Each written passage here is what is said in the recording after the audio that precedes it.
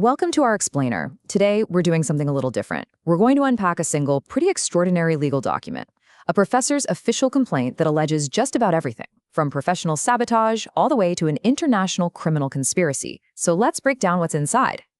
Now, what you're seeing on screen, that's not our title. That is the actual subject line of an official complaint filed with the state of California. And right away, words like genocide and piracy tell you this isn't just a simple lawsuit. This is an accusation of total, complete professional destruction. So just to be super clear here, everything we're about to cover comes directly from this one document, which was filed by Professor Dr. Mohamed Ibrahim Fayad. He's acting as his own lawyer in this, and our goal here today is simply to explain the allegations that he's laid out. Here's how we're going to break this all down. We'll start with the scientists behind the complaint, and then we'll walk through his specific allegations, from a publishing deal that he says went horribly wrong to a full-blown global piracy scheme. We'll also cover the claims of betrayal by institutions, the specific demands he's making for justice, and finally, the absolutely massive list of people who were sent this document. Okay, first, let's look at the very foundation of this complaint. Who exactly is making these claims? Who are they addressing? And what is the one central accusation that connects everything together? So the complaint comes from Professor Dr. Mohamed Fayad. You'll see here he's listed as pro parse, which is a legal term that just means he's representing himself, no lawyer.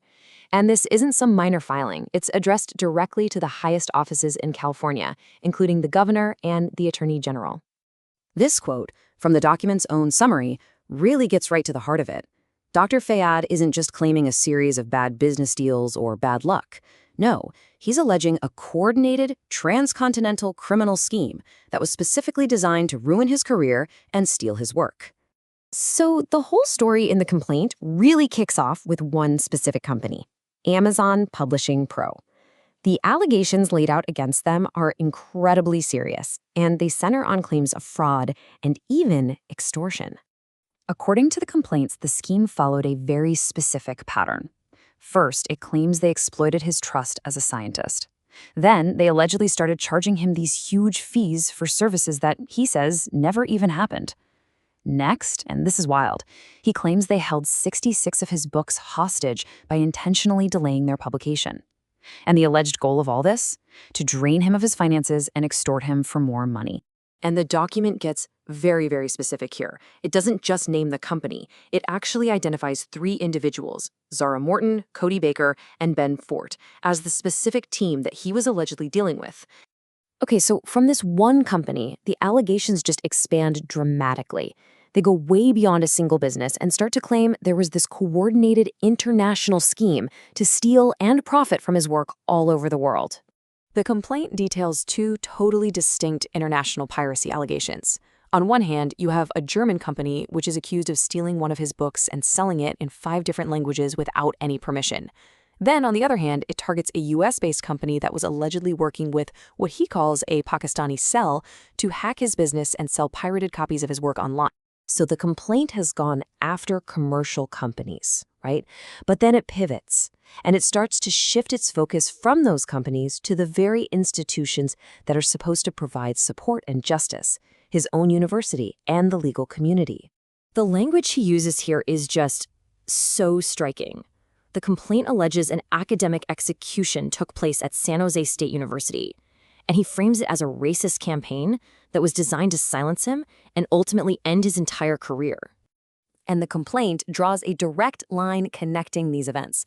It alleges that the financial crimes he describes started back in June 2022, and this period of academic execution, as he calls it, culminated in his termination from the university less than 3 years later.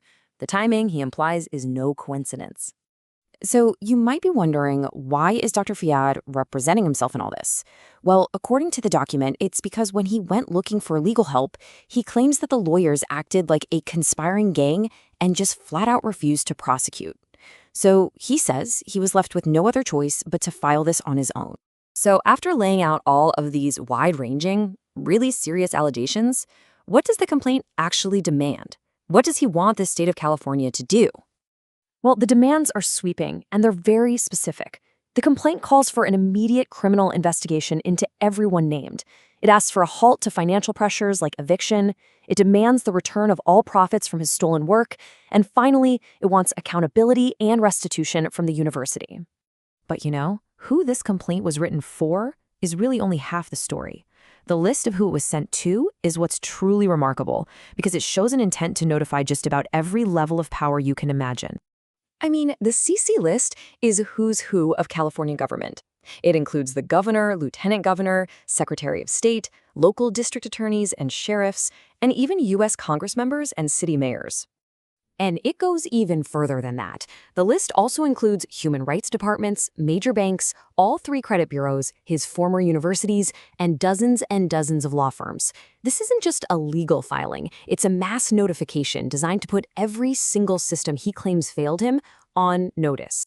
Dr. Fayad ends his entire plea with a direct challenge to the governor and attorney general. He states that their silence, if they choose to do nothing, would be a form of participation in the very crimes he's alleging, a final, powerful statement designed to force some kind of response. When you really step back and look at it, this document is an extraordinary catalog of allegations against powerful commercial, academic, and legal systems. So regardless of the final legal outcome, it really raises a fundamental question. What does it take for one person, armed with a single document, to make their voice heard?